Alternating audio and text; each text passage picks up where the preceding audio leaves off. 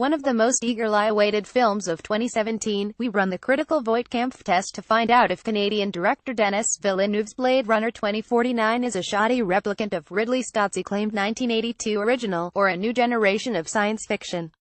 In an early draft of Hampton Fancher's Blade Runner script, there was a scene in which a bounty hunter in search of renegade androids visits a lonely shack in the middle of the wilds. That scene has now become the opening to Canadian director Denis Villeneuve's hugely impressive Blade Runner 2049.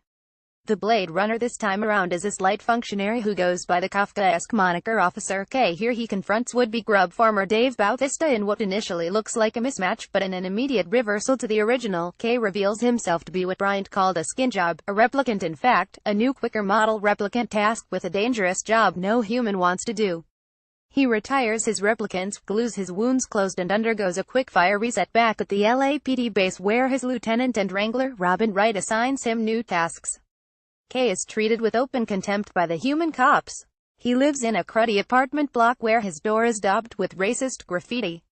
His only consolation, and the only relationship which allows him a modicum of human interaction, is with Joanna de Armas, a VR girlfriend who has stepped out of an upgraded version of the Spike Jonze film Her.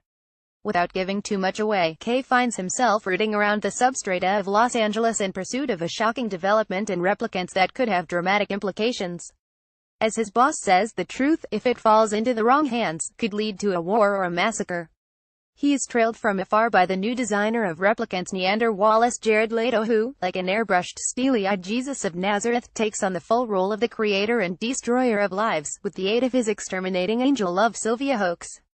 Villeneuve, his justly celebrated cinematographer Roger Deakins and production designer Dennis Gassner have created a stunningly beautiful film, an almost hallucinatory, sensory odyssey through landscape and light.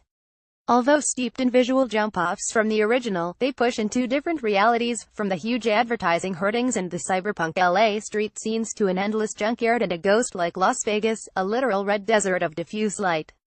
The world of 2049 is the dispiriting wet dream of soulless capitalism. Art is porn, everything is available, nothing is real. Children are hoarded into orphanages to pick through circuit boards in a scene that feels like Dickens rewriting Neuromancer to include a Chinese iPad factory. Empathy has been vacuum-packed away from the real world.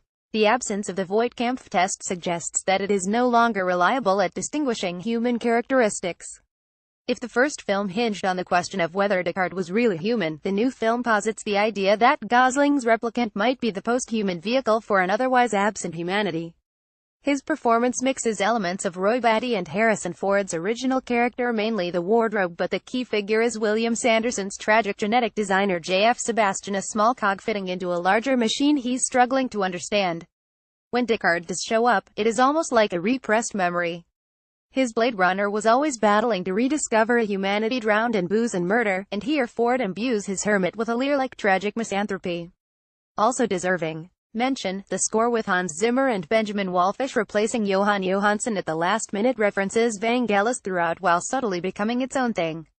The single thump and gunshot percussion that begins the 1982 film beats through this film like the foreboding advance of fate as other themes come back to recreate a sense of melancholy and loss. Blade Runner 2049 is not a perfect film.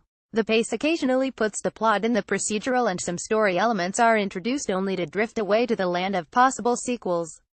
But Villeneuve has created a genuinely thoughtful piece of sci-fi which escapes the gravitational pull of its inspiration to become something, to paraphrase Dr. Eldon Tyrell, more Blade Runner than Blade Runner.